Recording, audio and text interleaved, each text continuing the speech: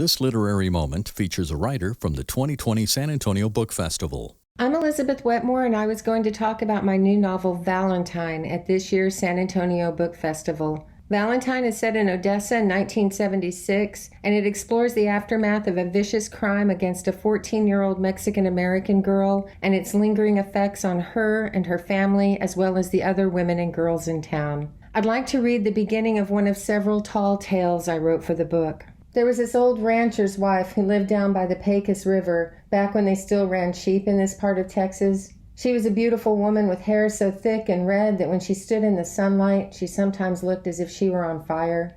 But she was unlucky. A blizzard came up suddenly while her children were out riding fence with their daddy, and they all froze to death. The searchers found the children in a dry wash, huddled together with their horses. Her husband was just a few feet away with his head resting against the barbed wire fence the woman had helped him build just a few weeks earlier.